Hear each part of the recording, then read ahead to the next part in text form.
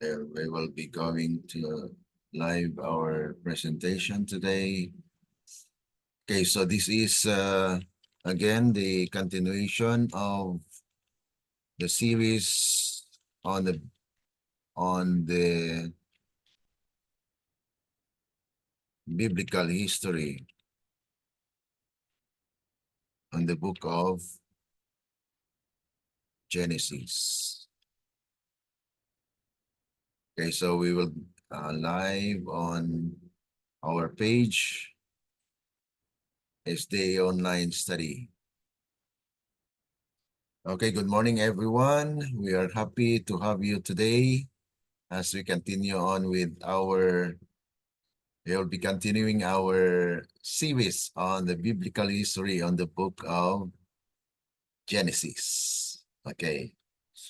So welcome to those who will be following our FB page and also those who will be following our YouTube channel that we can continue on with our series on the biblical history. Now, before we have our prayer thought, I'd like to share this song because in our journey, we may have need of God's guidance. So you will just be hearing a song, Sa Paglalakbay Ako Ay Akbayan. Okay?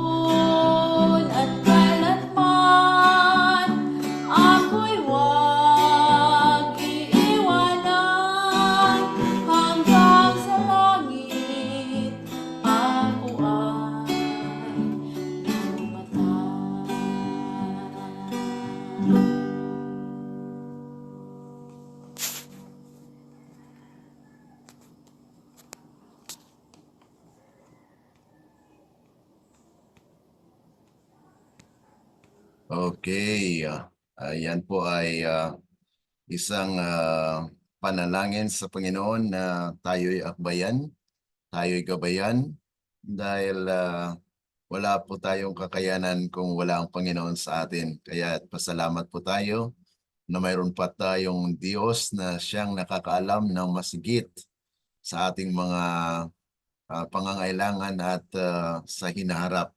Sa ating paglalakbay po ay God is still there na He will save those who are His. And we need also to intercede to others as Abraham did intercede for Sodom and Gomorrah today. Okay, as we study the biblical history, nandito po tayo sa chapter 18, verses 16 to 33. Yan po ang ating topic today. Abraham intercedes for Sodom and Gomorrah. Okay? Prayer thought po natin. Ito po ay mababasa sa Christ Triumphant, page 80, paragraph 2 and 3. Sabi po, every one of us should constantly bear in mind that this earth is not our dwelling place, but that we are to have an inheritance in the earth, made new. The destruction of Sodom and Gomorrah symbolizes to us how this world will be destroyed by fire. It is not safe for any one of us to build our hopes in this life. We want first to seek the kingdom of God and His righteousness. Sodom and Gomorrah were like the Garden of Eden. The Lord had lavished His blessings upon that portion of the earth. Everything was beautiful. Everything was lovely. And yet it did not lead people to honor the giver. When the Lord rained the fire and brimstone from heaven to consume Sodom and Gomorrah, what a desolation! How easily could the blast of God make that beautiful situation an unsightly place? So ito po yung isang napakasaklap na nangyayari sa destruction po ng Sodom and Gomorrah, na kung saan ay noong pinapili po si Lot. Alam po natin na galing po sila sa Egypt. Okay? Pinalaya sila ng Pharaoh because of the lies that Abraham did, na kung saan ay pinakilala niya si Sarai na kanyang kapatid. No. So, na hindi niya pinakilala na asawa niya. So, ang nangyari po ay nalaman ni Pero yung pangyayaring yon, kaya nga po ipinaalis sila sa Egypt.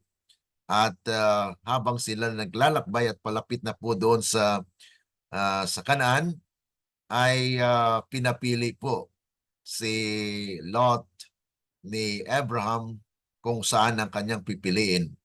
Kaya nakita po ni Lot na greener pasture yung Sodom and Gomorrah. Kaya heading toward that, ay doon po siya nanirahan sa Sodom and Gomorrah. At alam po natin na pinili niya yon dahil nakita niya, this is a greener pasture. There is these are plenteous of food. Nakita niya po yung physical na kaanyuan ng Sodom and Gomorrah. At kaya nga po ganun pa man ay there is wickedness that had been found in Sodom and Gomorrah. Kaya nga po ang nagbisita kay Abraham ay mayroon pong sinabi, at ito po yung ating pag-aralan ngayong umaga. Okay, so tayo po muna ay manandali ang manalangin. Dakila at mabagin po naming Ama na nasa langit ka sa muli, kami po ay lubos na nagpapasalamat na kami po ay inyong ginising upang patuloy na amin pong pag-aralan ang biblical history na natala po sa aklat ng Genesis. Tulungan nawa kami, Panginoon, upang maunawaan at maging bahagi po ng aming buhay ang inyong mga salita na ito po ay babala sa mga taong gumagawa ng kasamaan sa lupang ito. Kaya tulungan po kami, Panginoon, na kami po ay maging bahagi doon sa inyong pinangako na tipan kay Abraham, Panginoon, na ang pagliligtas at pag-iingat ang siyang aming maranasan. Akbayan niyo po kami sa lahat naming mga hamon sa buhay dahil wala po kaming kakayanan. Kayo lamang ang siyang aming kapangyarihan, kayo lamang ang siyang aming gabay sa aming pamumuhay sa lupang ito. Salamat, Panginoon, sa inyong pagtugon sa aming mga dalangin. Ito po ay aming dalangin dahil lamang po sa matamis na pangalan ng aming Panginoong Yesus. Amen. Okay, now dito po tayo sa chapter 16, chapter 18, sorry, verse 16 to 19. Okay? So atin pong baybayin itong kasaysayan ng Genesis 18, 16 to 19. So if you're ready, babasahin po natin sa Tagalog. Okay? Verses 16 to 19. Tumindig mula roon ang mga lalaki at tumingin sa dakong Sodoma, at sinamahan sila ni Abraham upang ihatid sila sa daan. At sinabi ng Panginoon, ililihim ko ba kay Abraham ang aking gagawin? Yamang si Abraham ay magiging isang dakila at makapangyarihang bansa, at ang lahat ng bansa sa lupa ay pagpapalain sa pamamagitan niya. Hindi, sapagkat siya'y aking pinili upang kanyang tagubilinan ang kanyang mga anak at sambahayan pagkamatay niya, na maingatan ang daan ng Panginoon sa pamamagitan ng paggawa ng kabanalan at kahatulan, upang maibigay ng Panginoon kay Abraham ang ipinangako niya sa kanya. Okay, so sa likod noong mga pangako ng Panginoon ay meron pong ninanais ang Panginoon na maganap sa buhay ni Abraham, na kung saan siya po ay binigyan ng kaparaanan or yung authority ng Panginoon na siya po ang bibigay ng aral sa kanyang mga anak, at siya po ang maging daluyan ng pagpapala po kung ano po ang nais ng Diyos na mangyari sa sangkatauhan, ay mangyari na si Abraham po ang siyang daluyan ito. Abraham went with them to send them on the way. So atin pong maalala na yesterday, they actually inalagaan po nila yung kanilang bisita, no? 3 bisita na kung saan ay kanilang pinakain. Talagang personal na naganda po si Sarai at si Abraham para po doon sa pag-aruga sa mga bisita. So he welcomed the visitors, and we know that it is the heavenly host in human form na nagpahayag po sa kanya, dahil kung sila po ay mere men, ay paano po sila makaalam doon sa mga propesiya na kung saan ay sinabi nga po na babalik siya upang sa katuparan ang pagpanganak ni Sarai, na pinalitan po ang kanyang pangalan na naging Sarah. Okay? So, habang pauwi po, hinatid ni Abraham itong kanyang mga bisita, and on the way ay meron po silang pag-uusap. So, sabi po rito, in that day, it was customary for the hospitable host to accompany his guests on their journey for a while as they departed. Yan po yung costumbre nila. Parang Filipino din, ano? Na pag may bisita po, alalayan natin, samahan natin po unti-unti, papunta, hatid natin sa kanilang lalakbayin. So yan po yung kanilang costumbre during that time. And the Lord said, ang Panginoon po ay nagsabi dito, God said, ask himself a question. He didn't do this because he didn't know what to do or needed to process his thinking. God asked himself this question to reveal his thinking to us, the readers of Genesis. So dito po ay gagawa po ba ang Panginoon? Sabi po nga rito, shall I hide from Abraham what I am doing? So ito po ay pag-express na they have the authority in doing something. Kasi hindi po magsasabi itong mga bisita niya na may ililihim ba ako sa inyo sa aking mga gagawin? It means that it is just an evidence, ebidensya po ito na they are heavenly sent. They are actually representative from heaven na kung saan ay may gagawin sila na hindi nila ipagkait kay Abraham ang mga mangyayari. So ibig sabihin, alam nila ang mangyayari. So dito po ay pinapakita lamang na ang Diyos po ay naghahatid ng babala, naghahatid ng mga mangyayari sa pamagitan po ng mga human instruments. So, minsan mga kapatid ay gagamitin ng Panginoon ang tao na magbibigay ng mensahe, kaya dapat tayo makinig kung ito po ba ay galing sa Diyos or galing po sa kaaway. Kaya nga po sabi rito, shall I hide from Abraham what I am doing? Because of what God would bring from Abraham a great and mighty nation, and because Abraham had to be a great leader, that he may command his children and his household after him. God determined to reveal to Abraham what he would soon do with Sodom and Gomorrah. So, hindi niya po ipagkait yun na mayroon po siyang gagawin laban doon sa Sodom and Gomorrah. Atin pong maalaala na noong binihag po sila, okay, sinamsam o kinuha ang mga ari-arian, ang mga things that Sodom and Gomorrah possess. At kasama po doon si Lot na sila po ay nabihag ng 4 na hari na kung saan ay nagkaroon po ng confederation, di po ba, within 12 years. Within 12 years, sila po ay pinangunahan ng isang malupit na hari. Kaya nga, ang 5 hari ay nag-confederate din po. Kasama doon yung hari ng Sodoma. Pero natalo po sila. Kaya nga po, nabihag si Lot at ang mga ari-arian ng mga taga-Sodoma ay kinuha, sinamsam ng karian na kung saan ay yan po ang ating napag-aralan. Kaya nga po si Abraham ay nag-alsa at kanyang sinanay ang kanyang hukbo para po ay bawiin si Lot mula doon sa kapangyarihan ng nagbihag sa kanila. Natalo po sila.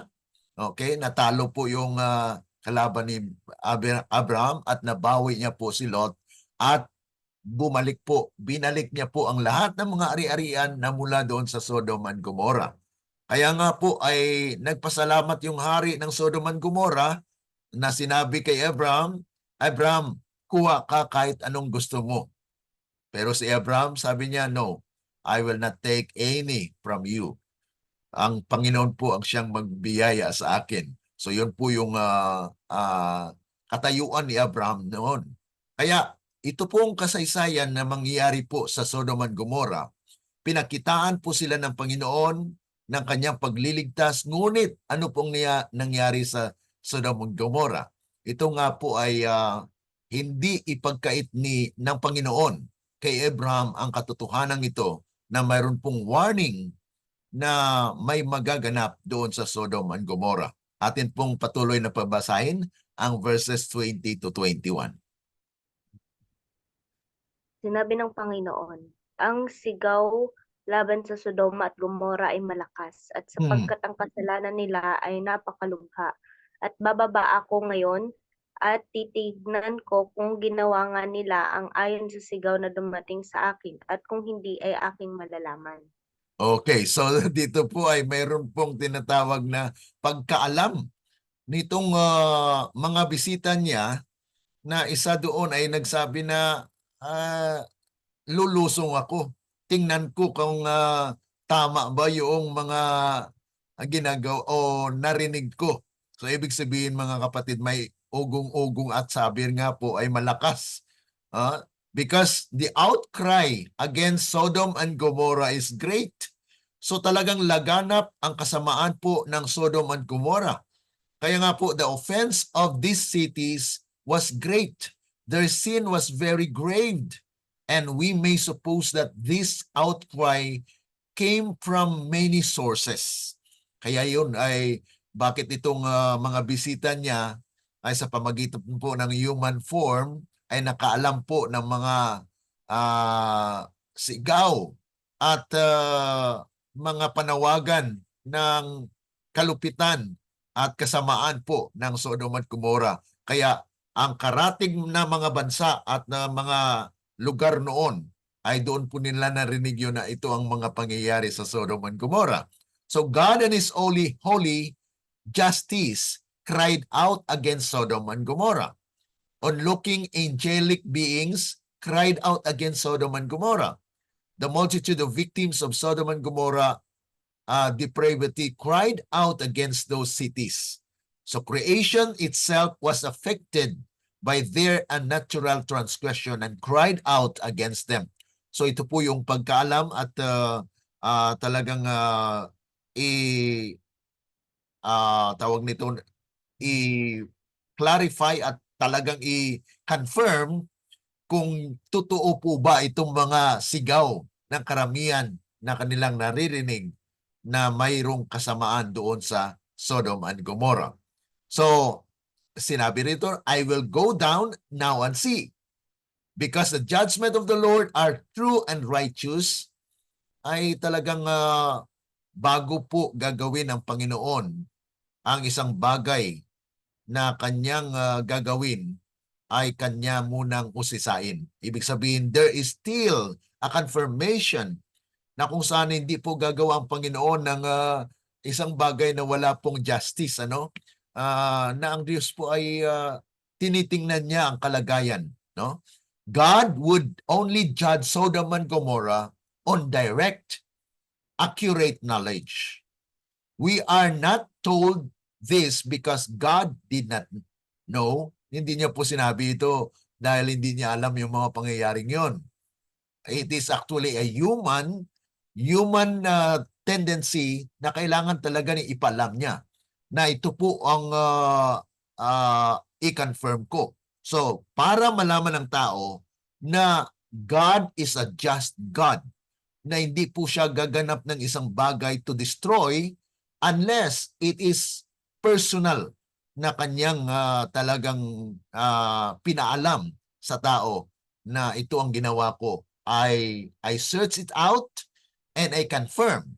Kaya dito po mga kapatid ay sinabi po inut ng Panginoon na lulusong ako, tingnan ko, because it is actually the way God did. Yan po ang paraan ng Panginoon na kanyang gagawin ng isang bagay na it is confirmed. It is a personal record na kanyang nakikita po mga kapatid. So it is an accurate, direct knowledge of what is happening. So this is also to demonstrate to us the thorough character of God's knowledge and integrity. Dahil ang Diyos po ay may integridad na talagang confirm ang kanyang mga ginagawa, na ito po ay tunay na nagaganap. Kaya nga po dito sa ating pag-aaral, isa pong bahagi dito na kung saan ang Panginoon po ay hindi gaganap ng kanyang paghatol kung hindi mo na yung confirmation. Kaya may tinatawag na investigative judgment. Yung investigative judgment, hindi ibig sabihin mga kapatid na hindi alam ng Panginoon yon. Okay? Nakatala po yan sa aklat ng buhay. Kaya nga po usisain to confirm, and it is a process or tinatawag natin yan sa law na due process of law, na there is an investigation before the verdict. So ganun din po ang nangyari po dito sa Sodom and Gomorrah. Bumaba, sabi ng anghel ay tingnan ko nga at aking tingnan kung tunay bang nangyayari ito. Okay, basahin po natin ng 22 to 26. At ang mga lalaki ay lumayo mula roon at nagtungo sa Sodoma, samantalang si Abraham ay nanatiling nakatayo sa harapan ng Panginoon. Lumapit si Abraham at nagsabi, Ang mga banal ba ay iyong lilipuling kasama ng mga masama?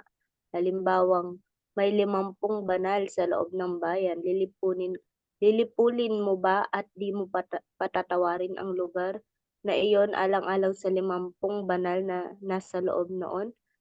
Malayong gagawa ka ng ganito na ang banal ay iyong patayin kasama ng masama. Ano pat ang banal ay makatulad sa masama, malayong mangyari iyan. 'Di ba? Gagawa ng matuwid ang hukom ng buong mundo at sinabi ng Panginoon, kung makatagpo ako sa Sodoma ng 50 banal sa loob ng bayan, patatawarin ko ang buong lugar na iyon alang-alang sa kanila. Okay, so dito po ay Abraham asked an important questions. Will God destroy the righteous with the wicked? Kita niyo mga kapatid yung kanyang tanong. Ay i-destroy po ba ng Panginoon ang mga matuwid kasama ng mga wicked? Dahil sinabi po ng anghel na ito, actually sa pinag-aralan po natin, this is Jesus, okay? The Son of God. And babasahin po natin mamaya sa Spirit of Prophecy kung ano po ang comment ng LNGY patungkol po rito. Because we know that we need to have the Spirit of Prophecy to confirm that it is really Jesus or the Son of God na kausap po sa kanya. Sabi po rito, the men turned away from there and went towards Sodom. So yung kasama, yung dalawa po, kasi tatlo po sila. So ang isa doon ay kinilala niyang Panginoon. Okay? Abraham still stood before the Lord. So siya po ay nananatili na nakatayo kasama ang Panginoon. Yung dalawang tao na kasama nitong ng Panginoon, yung anghel, ay yun na po mga kapatid ay nagpatuloy sa kanilang daan. Ngunit itong si Abraham ay nanatiling nakatayo kasama po sa harap ng Panginoon. At lalo pa po siyang lumapit nga po. Tingnan natin po dito sa ating patuloy na pag-aaral. We see that two men were actually the angels who visited Sodom in Genesis chapter 19. Di po ba umalis sila patungo sa Sodom? Kaya nga po sa chapter 19, atin po yung mapag-aralan next week. The third person in the party was actually the Lord Himself. Yan po yung mapapansin po natin dito. Na kung saan ay si Abraham ay nakatayo sa harap po ng Panginoon. Abraham came near. Si Abraham ay lumapit pa ng lalo. So, in order for you to intercede and to know the case, then dahil nais ni Abraham dito ay mag-intercede, maging advocate na siya ang magpagitna, pamamagitan. Okay? Abraham came near to the Lord. Effective intercession is a matter of drawing near to God so we can pray with His heart. So yan po yung makuha po natin dito na si Abraham ay lalong lumapit sa ating Panginoon to intercede, na kung saan ay kung mayroon po bang 50 na mga matuwid dyan, iyo pa bang lipulin itong Sodom and Gomorrah? So yan po mga kapatid yung kanyang katanungan dito. Now, would you also destroy the righteous with the wicked? In discussing this question, in a sense, Abraham reminded the Lord of his own nature and principle. Okay? Nire-remind nila, akala ni Abraham ay talagang lilipulin ng Panginoon yung Sodom and Gomorrah kung mayroon pang mga matuwid doon. Okay? So, Abraham thought that God as a righteous judge could not and would not punish the innocent in the same way as the guilty. So yan po yung kanyang premise dito. Bakit siya nagtanong na kung saan ay, Panginoon, lilipulin niyo po ba ang mga matuwid kasama ng mga masama? So yun po ay to confirm and to verify the nature and the principle that God has in His judgment. Okay? So dito po ay pinapakita lamang na nagpapahayag po dito ang Panginoon na kung saan ay mayroon po siyang gagawin, okay? Lilipulin he will destroy Sodom and Gomorrah. And now Abraham wanted to intercede if ever there are righteous among the people that are in Sodom and Gomorrah, will God destroy? Yan po mga kapatid yung katanungan dito ni Abraham. Okay, so tingnan po natin, if I find in Sodom 50 righteous within the city, then I will spare all the place for their sakes. So yan po yung kasagutan ng ating Panginoon. So ibig sabihin, this is an evidence that the one that talked with Abraham is actually the Son of God. Okay, mababasa po natin yan sa Spirit of Prophecy later. God said this because Abraham asked. When Abraham drew near to the Lord and prayed according to God's revealed nature and will, God agreed. The Lord said that he would spare the city if there were 50 righteous there. Okay. So kung mayroon pong mga 50 na mananampalataya doon, I will not destroy Sodom and Gomorrah.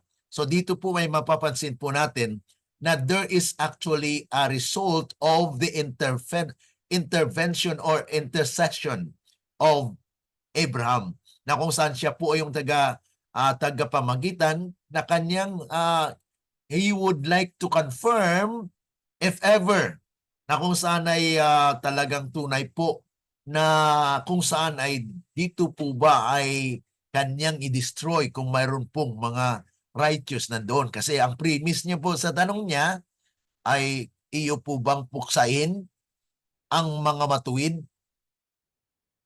kasama yung mga wicked?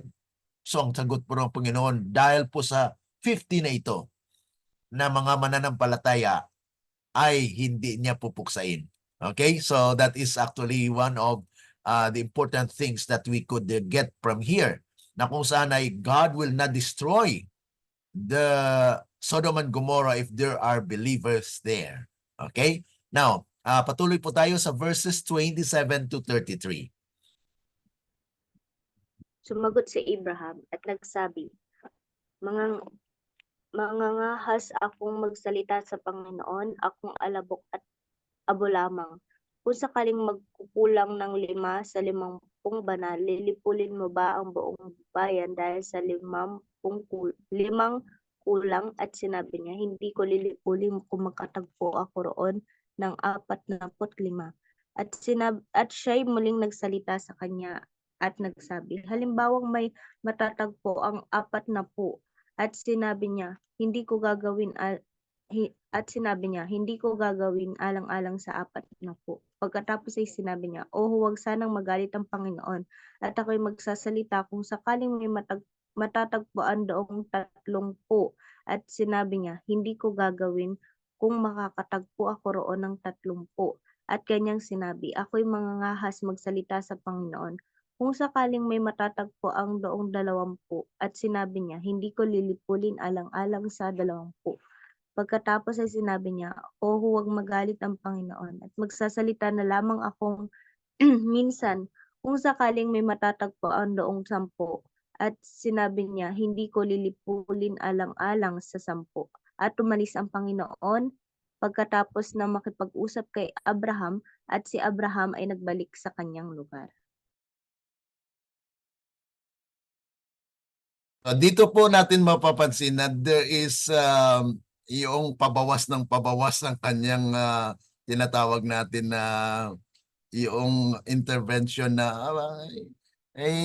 Panginoon, kung babawasan ng 5 yung 50 na yun, will you destroy still? Hanggang bumaba mga kapatid. This is yung parang nag-ano ka, you are interceding, na Panginoon, maaari po ba ganito? So ilang ulit po yan ni Abraham na there is a question na sabi niya, Panginoon, sana hindi po kayo magalit dahil nais ko pong magsalita na kung sana ay kung mayroon pong mga taong ganito na mga righteous, will you still destroy? So dito po ay ang kasagutan ng Panginoon ay klaro na He will not destroy. So in his first exchange with God, Abraham established a principle that God would not destroy the righteous with the wicked. With that principle established, it was then just a matter of numbers. How many righteous people would God spare the city for? So ito po yung mga hangganan kung ilan yung number ng people, ng mga tao na kanyang ililigtas kasama yung mga wicked. So kung sabi ni Abraham ay hanggang sa 10, pababa ng pababa ang kanyang negotiation na kung halimbawa Panginoon ay 10, God will still not destroy. Hindi niya i-destroy, hindi niya sunugin yung Sodom and Gomorrah. So this is a principle that God will spare the city if there are 10 na kung saan ito po yung kasagutan ng ating Panginoon. So how many righteous people would God spare the city for? So ang hangganan po doon ay 10, Abraham's intercession was effective because it was specific. He talked about specific numbers with God, and not only in broad general terms. Often our prayers are ineffective because we really don't ask the Lord to do anything. Instead, we often just toss our wishes up to heaven. So yan po mga kapatid, dapat pala yung ating mga intercession o panalangin mga kapatid ay direct, clear, at hindi po yung you are just tossing or pinapakyat mo lang mga wishes mo sa Panginoon pero hindi pala yun ang kagustuhan mo. So kailangan po mga kapatid ay we directly express our needs to the Lord. So let not the Lord be angry and I will speak. So yun po yung laging sinasabi ni Abraham dito. Abraham continued his intercession with a bold humility. Ito po ay symbol of humility, yung pagpakumbaba po ni Abraham na kung saan ay ayaw niya po na ma-offend yung kanyang Panginoon. He was not proud or arrogant before the Lord, yet he still continued to ask. Yun po yung kanyang continuation as he intercede for the people of Sodom and Gomorrah. Dahil nagkaroon na rin po siya ng relasyon doon kasi kilala siya ng hari, gusto nga ng hari noon na bigyan po siya ng reward. Pero si Abraham po ay hindi tumanggap ng reward. Kaya nga po ito ay pagpapatuloy na kung saan ay nais ng Panginoon na maalaman po natin na si Abraham has this humbleness, humility in the sight of the Lord, na kung saan ay nais niya po na mabigyan pansin ang pag-destroy po ng Sodom and Gomorrah. Kaya ang katapusan po dito na kanyang tinanong, suppose 10 should be found there. Ito po panghuli na negotiation ng ni Abraham, na kung saan sabi niya ay kung may 10 Panginoon ay will you still destroy or not the Sodom and Gomorrah. So Abraham was a skilled negotiator. Okay? And he prevailed upon God to lower the number of righteous required to spare the city. First, by units of 5, then by units of 10. So yan po yung mapapansin natin sa kanyang negotiation sa ating Panginoon. Until the number settled at 10. It is impossible to miss the persistence of Abraham in intercession. Abraham did not stop asking at 40 or 50 and say simply, now it's in the Lord's hand. So ibig sabihin mga kapatid, kailangan po ay maging persistent tayo. If you ask something to the Lord, be persistent. This is the secret of an effective prayer mga kapatid. Even our intercession, we need to intercede for others. Panginoon, kung ito po ay mangyari, ano po ang inyong desisyon? So it means that we are actually giving the final decision to the Lord, not ours will. Hindi po yung kalooban natin na maganap, kundi kalooban po ng ating Panginoon. Ano? So dito po makikita natin na kung saan ay Abraham negotiate by 5, binabaan niya hanggang dumating po doon sa by 10. The Lord will do what the Lord will do. Yan po yung prinsipyo po dito. Abraham shows us that there are times when an intercessor must feel that the eternal destiny of men and women depends on the intercessor's prayer. Pero yun po mga kapatid ay kaya nga po mayroon pong gagamitin ng Panginoon na mediator. Okay? Si Christ himself is the mediator. And in the last days, there will be actually no mediator. Wala na pong mediator. When the church will be purified, mga kapatid. Okay? Ito po yung prophetic yung tinatawag natin na interrelated subjects na mayroon po tayong integration po dito. Na kung saan the faith that Abraham has ay ito po ang faith na kinakailangan po natin in these last days. Na kung saan ay we are to intercede. We are to intercede, Panginoon. Na kung halimbawa ganito yung kalagayan ng ating church, will you still destroy the church? Kaya nga po ang message of the 4th angel and the 5th angel in Revelation chapter 14 is a message of prayer. Yan po yung ating integration dito sa ating pag-aaral sa biblical history. Na kung saan ay God will not destroy the world. He will not destroy the wicked, the righteous and the wicked, but He will actually separate. There is a separation. Okay, kaya nga po dito ating mapapansin na there is a lower down of those people whom God will deliver from the city. Na kung mayroon pong talagang 10 ay He will not destroy the city. Pero po ating matagpuan dito sa chapter 19 po kung ano po ang mangyayari na it's not hindi po nag-arrive sa 10 eh. Hindi po 10 ang maliligtas doon, kundi halos majority po ng pamilya lang po ni Lot ang niligtas ng Panginoon. So atin po yung mapag-aralan next week, ano? Na kung saan dito po ay naipahayag na mayroon pong negotiation si Abraham, ngunit ganun pa man ay ang kalooban pa rin ng Panginoon ang magaganap at kung ano po ang sitwasyon, circumstances doon sa Sodom and Gomorrah. So, it is impossible to miss the persistent of Abraham in intercession. So, kung ano po ang kalooban ng Panginoon, yun pa rin po ang maganap. Ano? Na kung saan ay sabi po rito, Abraham shows us that there are times when an intercessor must feel that the eternal destiny of men ay minsan ay nakasalalay doon sa iyong panganalangin. It's still not the case, mga kapatid. This is the kind of heart God wanted to draw out of Abraham.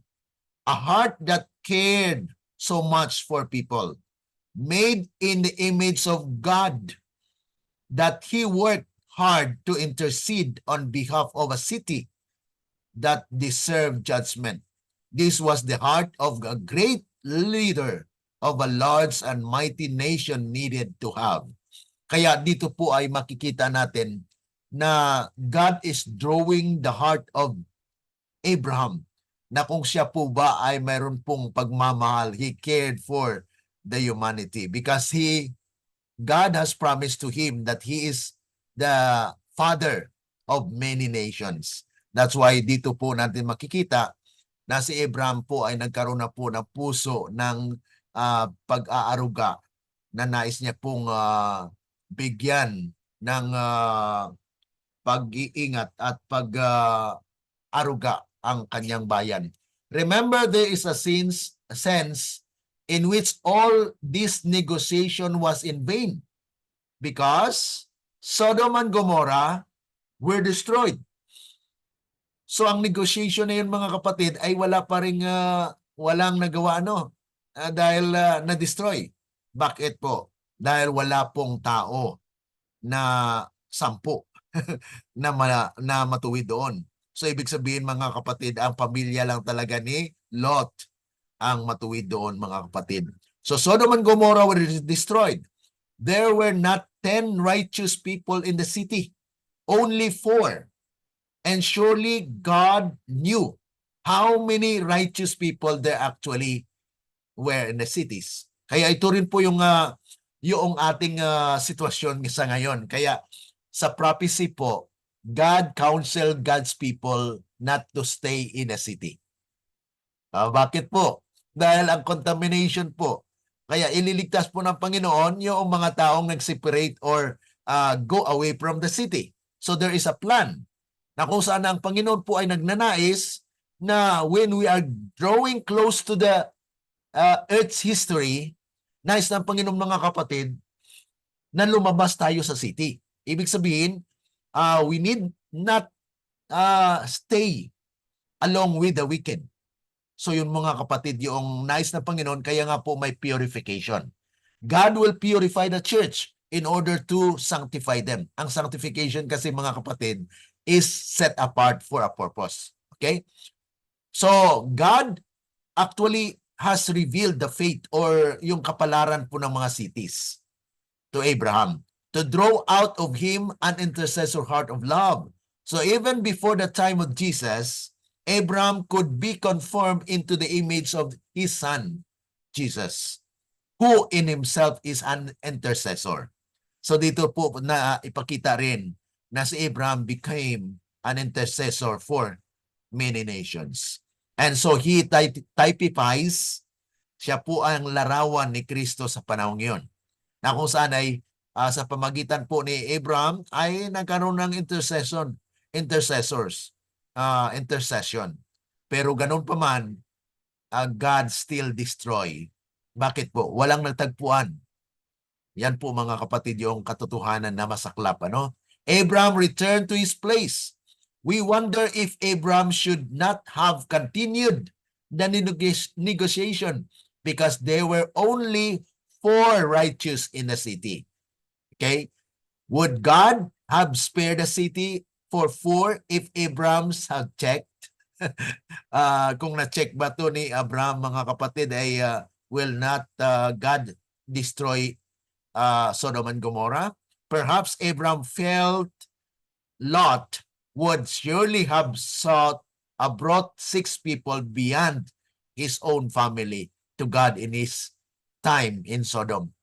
Nag-expect si Abraham na baka may nadala si Lot na mga righteous din. Ibig sabihin kung ang kanyang influensya ay naging effective doon sa city. Pero mga kapatid, natagpuan natin na kung saan ay wala po. Kaya ito po yung sinabi dito sa Spirit of Prophecy.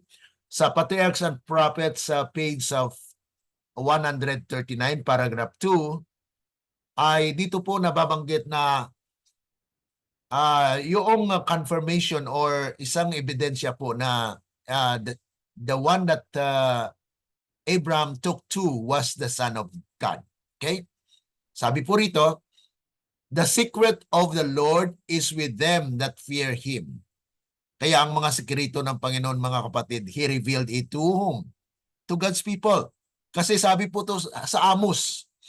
Amos chapter 3 verse 7, sabi po roon, na God will not do anything unless He will reveal them to the prophet. Surely God will not do anything unless He will reveal them to the prophet. So, mayroon po siyang warning to the people through the prophet.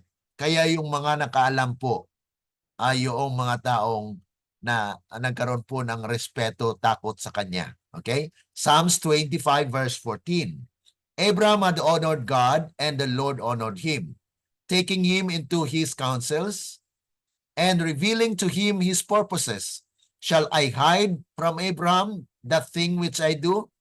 Said the Lord, the cry of Sodom and Gomorrah is great, and because their sin is very grievous, I will go down now and see whether they have done altogether according to the cry of it, which is come unto me, and if not, I will know. God knew well the measure of Sodom's guilt, but he expressed himself after the manner of men. Yan po ang sinasabi sa Spirit of Prophecy. Kaya tama po yung sinabi natin na kung saan ay sa larawan ng tao, ang Panginoon po ay nangungusap. Okay? So mayroon po siyang human instrumentalities na kanyang gamitin to warn and to give the word of God. Okay? So God knew well the measure of Sodom's guilt. Alam na Panginoon yan. Pero why did he send someone? So that people may know. And this is the example of the principle of God, na bago po siya gagawa ng isang bagay, ay kanyang pinapaalam sa tao. Kaya this is to vindicate his character, mga kapatid. Ano? So before bringing judgment upon the transgressors, he would go himself to institute an examination of their course. If they had not passed the limits of divine mercy, he would still grant them space for repentance. Two of the heavenly messengers departed, leaving Abraham alone with him, whom he now knew to be the Son of God. So dito po sinabi ng Panginoon, sa sulat ng Panginoon, sa sinulatan po ni Ellen G. White, Spirit of Prophecy, na Abraham knew that it is that the one he took to was the Son of God. So ito po ay the Son of God na bago pa man po ipinanganak si Kristo, he was existed. Exist po ang Son of God, mga kapatid. So, and the man of faith pleaded for the inhabitants of Sodom. Once he had saved them by his sword, now he endeavored to save them by prayer. Lot and his household were still dwellers there, and the unselfish love that prompted Abraham to their rescue from the Elamites. Ito na po yung Elaminita, no? Yung sinasabi ko kanina, na yung Elamites po ay yun po ang confederation of the four kings. Okay? Na kung saan yun po ang nagbihag kay Lot and other things from Sodom and Gomorrah.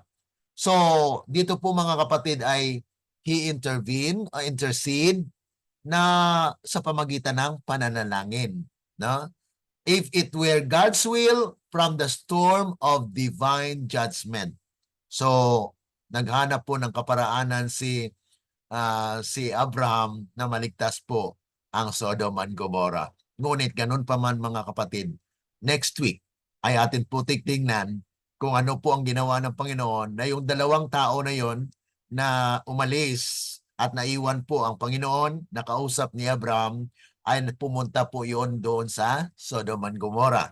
Kaya nga po yon ang ating alamin next week po mga kapatid sa ating pagpapatuloy ng ating pag-aaral. Okay, any reaction po para po sa ating pagtatapos ng ating message for today dito sa Biblical History on the Book of Genesis.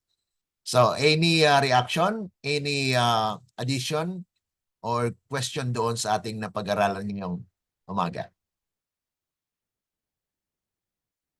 Okay?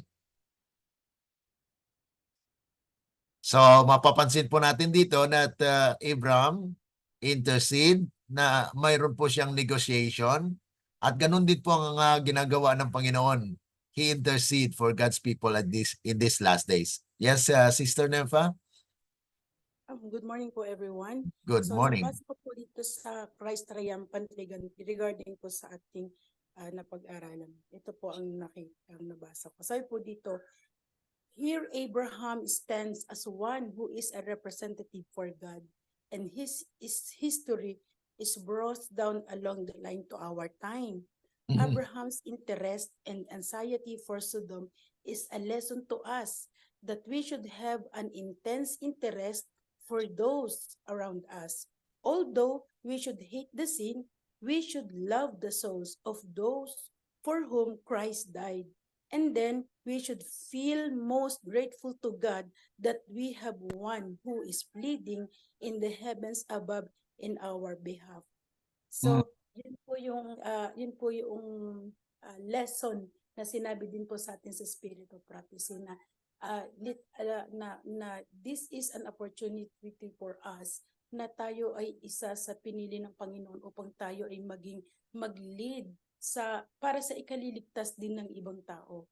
So, as a chosen people of God, hindi lamang ang ating interest is para sa atin, but of course, kailangan nating gawin ang ating mga tungkulin bilang tayo ay mga kapatid na maging daanan ng Panginoon sa kaligtasan din naman ng iba.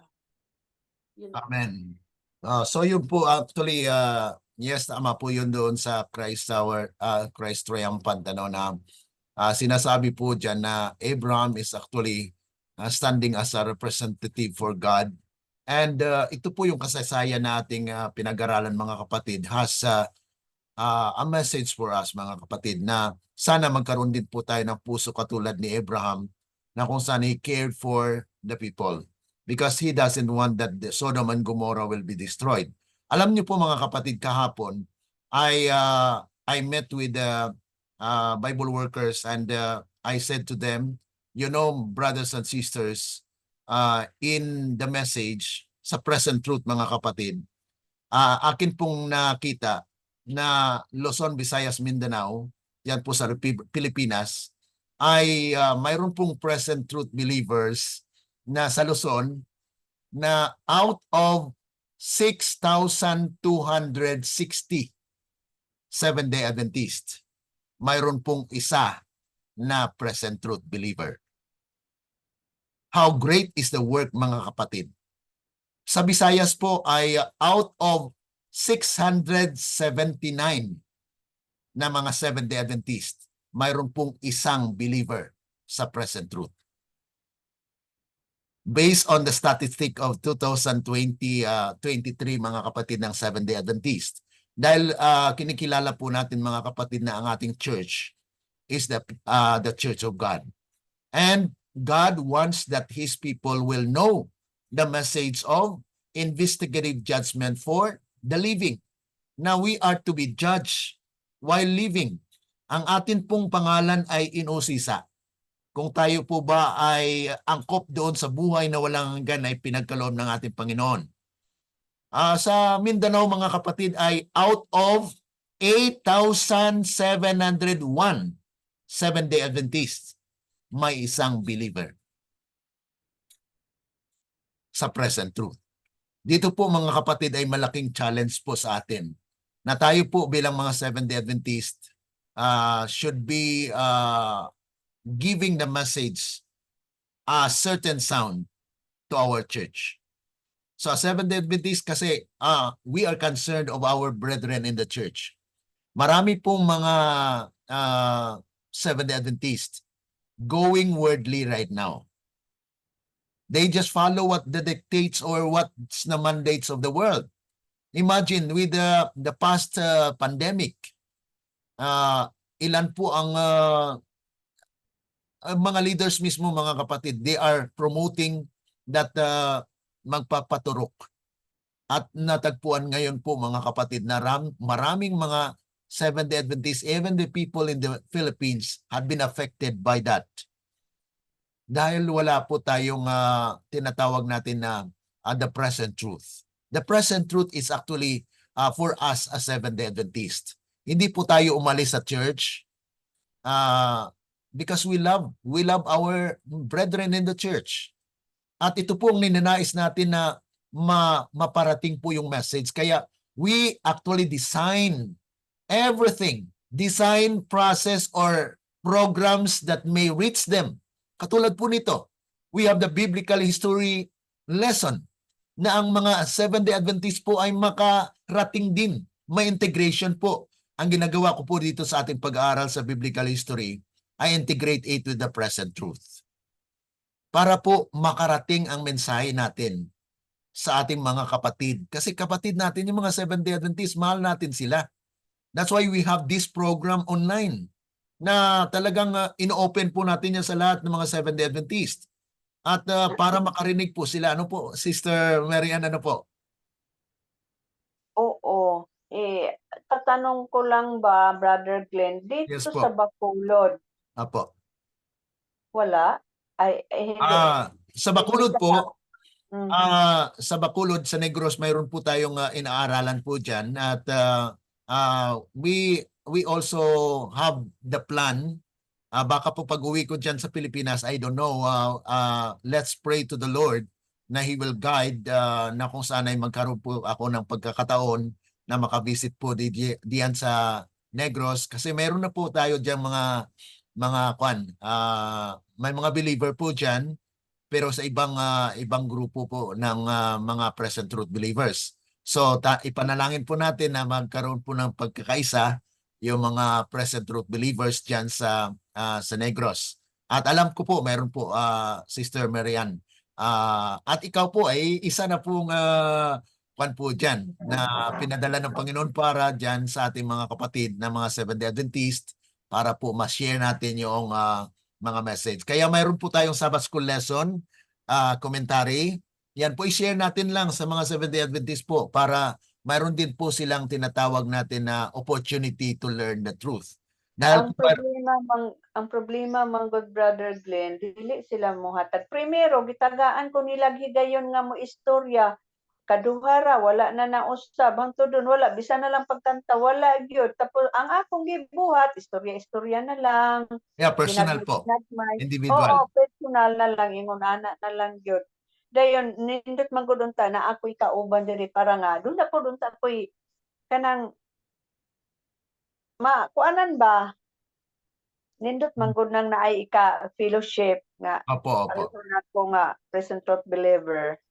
Amen. Yeah, ipanalangin po natin yan dahil alam po natin ang Panginoon ay He wants to gather His people as well. So let's pray for that God will pave a way for the people in Negros as well to have known. Pero mayroon po tayo diyang mga studying members na pinapanalangin po natin na they will also be a part of those people in the last days. Okay? So salamat po sa mga reaction. Mayroon pa po bang pahabol? Kung wala na po ay pasalamat po tayo. So for our closing prayer, anyone can volunteer for our closing prayer po? You can pray in your own language, dialect. Kung kayo po ay namove ng banal na espiritu to pray for our closing, then you can do the same, okay? At mayroon pong na-send po dito na comment. Sabi po rito, God knew what was going on down in Jordan Valley where Lot had moved his family and he had come down to personally investigate the matter. Yan po talaga mga kapatid, na kung saan ay mayroon po talagang investigation. Ang Panginoon po ay hindi gagawa na isang bagay na hindi pa po confirm at He verified that is the character of God na maging just po siya. Just po ang ating Panginoon. Kaya itong mga ating pong napag-aralan sa biblical history ay kaparaanan po natin na maabutan ng mensahe po ang ating mga kapatid sa iglesia. Kaya marami po ang nagfa-follow sa ating YouTube and then sa ating Facebook page. Salamat po doon po sa mga nag-likes, nag-share. I-share lang po ang ating video so that you can participate in our sighing and crying to the church. Participate po kayo sa mga group ng mga Seventh-day Adventist para po atin po mapaglingkuran din po ang ating mga kapatid na mga Seventh-day Adventist. By God's grace, God will preserve our people, our members, our mga kapatid nating mga Seventh-day Adventist. Anyone po, kung sino po makapag-volunteer for our closing prayer?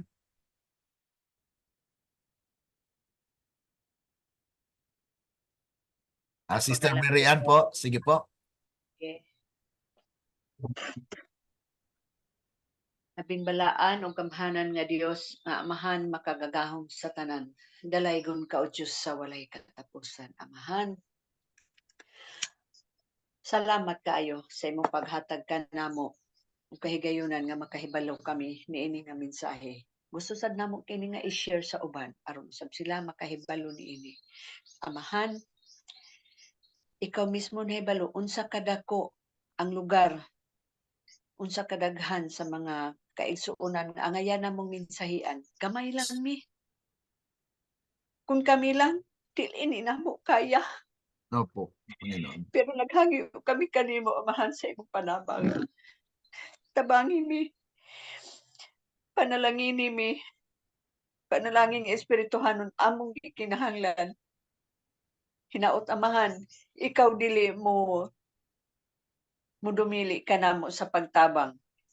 Naglaom kami sa imong gugma, sa imong mga katawhan, mo patigbabaw kini ug magalaom usab kami, Amahan, nga magmalapuson ang buhat tungod Yes. kay ikaw magkapanalangin, nagapanalangin niini. Hinaot, Amahan, magpadayon ang mensahe nga angayan namong mabatnan ug magapanalangin ka na usab ni Brother Glenn sa mga mensahe nga iyahang i-share kanamo ug kini usab among ma-share ngadto sa uban. Salamat kayo sa imong pagkamaayo kanamo sa ngalan ni Jesus. Amen. Amen. Let the words of our mouth and the meditations of our hearts be acceptable unto thine sight, O Lord, our strength and our Redeemer. Amen. Okay, maraming salamat po mga kapatid. God bless you Salamat, all. Brother Glenn. God bless. Okay, God bless po sa lahat. At may continually we are guided by the Lord as we continue to serve Him. Kaya akbayan lang po tayo ng Panginoon. Ano po? Yan pong inawit natin kanina, ano? Sa isang awitin natin na ang Panginoon po ay akbay sa atin. Na tayo po ay gabayan niya at hindi niya tayo pabayaan, mga kapatid, ano? So, just share and you can participate in the salvation of our brethren as well.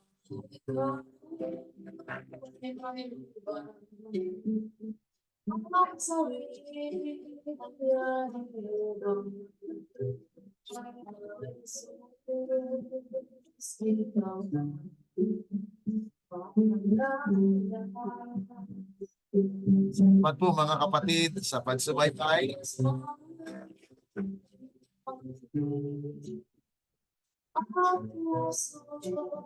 Ay, Bye-bye, Brother Glenn. yeah. Bye-bye. Bye-bye po. God bless you. Kay Ninang Nelly po dyan, God bless you po sa inyong pagsubaybay sa ating mga kapatid sa Philippines, sa iba't ibang dako po ng Pilipinas. Ay, salamat po. Sa pagbabalik, ako ay abayan.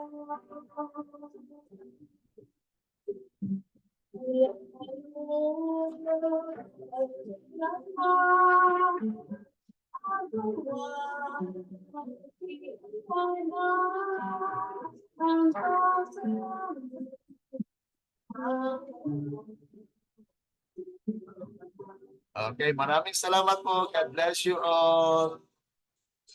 Okay, share and comments.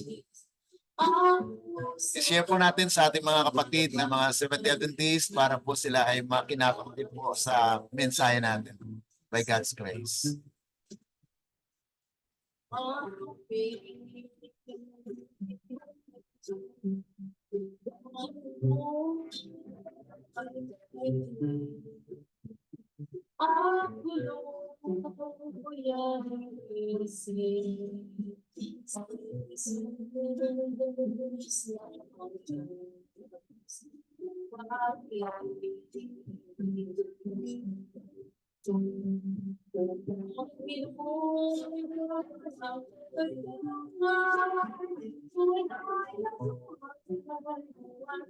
So yun po yung ating paniniwalaan. Ang Panginoon po ay tutulong sa atin. Ano?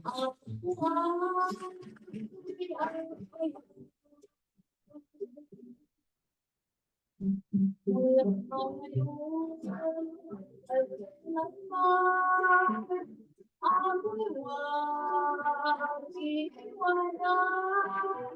Hanggang sa langit ang wakas.